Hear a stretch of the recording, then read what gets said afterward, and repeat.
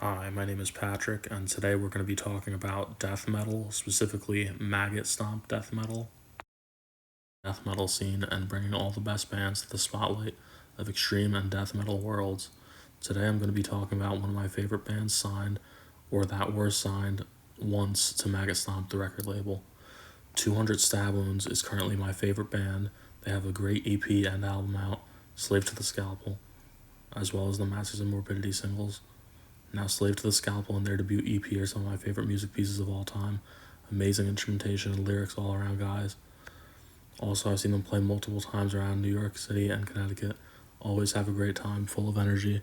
The second time I saw them play, they actually played every single one of their songs that were out at the time at Necrofest in New York a few years back. It was a great time. Next band is Sanguisugabog. Sanguisugabog is another one of my favorite bands, super downtuned. They self-classify as downtuned drug death, which basically describes their sound perfectly. All of their albums and EP are great, with 2 albums and 1 EP in the book.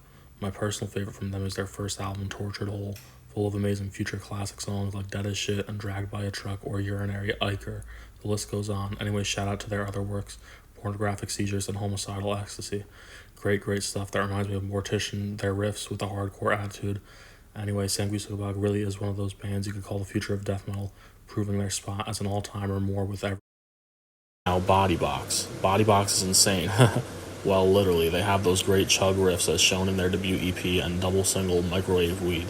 My personal favorite song is Double Wide Stomp, which will have fans of the unique genre and band moshing and two-stepping like never before, with only an EP and single to the band's name, Body Box. I'm eagerly looking forward and seeing what these guys have coming up with in the future. Speaking of which, they recently released another single making waves called Sconti. So next on the list of great and influential Maggot Stomp artists is Immersed in Pain. Immersed in Pain flew under my radar until I found their CD at a record store and movie store in Bridgeport, Connecticut. It's called The Archive.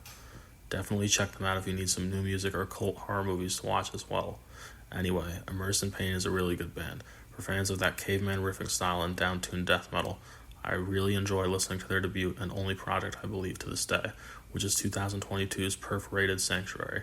Top to bottom, stacked with great songs that will have you maggot stomping as much as moshing too, guys. Check them out. Next is Gates to Hell. I've actually seen Gates to Hell play along Dying Fetus, The Acacia Strain, Creeping Death, and Despised Icon, and yes, they play incredible heavy music as well. Fans of death metal and hardcore look no further than Gates to Hell. They bring so many different genres together tightly packed in their amazing self-titled album, Gates to Hell, as well as their debut EP, Death Display, with an all-time favorite song of mine, Fortress of Torture. Amazing all-around EP and album, and new single they dropped. Really excited for what these guys have coming in the near future. Personally, my favorite song by Gates to Hell is Fortress of Torture, but all their stuff is amazing to listen to, and I heavily suggest doing just that. So the next band is Abraded. Abraded is a swampy death metal band that is a fun listen, and I really enjoyed their first EP and first album. Great stuff for fans of murky swamp death metal. They're definitely unique and have their own spin on things, and before I stop for a minute, definitely check out their other work as well. So next is Fulci. Fulci is the band named after Lucio Fulci, an acclaimed filmmaker known for his over-the-top horror and gore movies, some of which I've seen and enjoyed.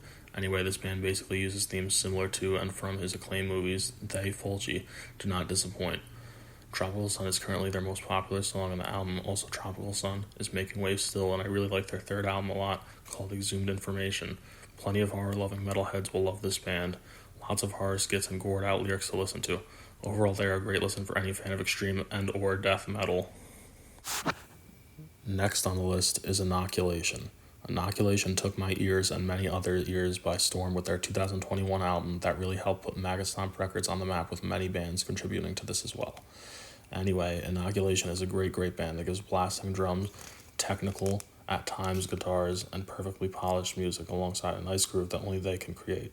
They give me an intergalactic feel at times, using many interesting lyrical themes. All their work is worth checking out also. My highlight is Celestial Putridity, with its amazing grooves, technicality, and lyrical ability, as well as the uniquely sick album artwork. Needle Pusher is brutal, yet artistically inclined. Needle Pusher is a Long Island death metal band. Long Island has always been a hotspot for both death metal shows and bands that start there.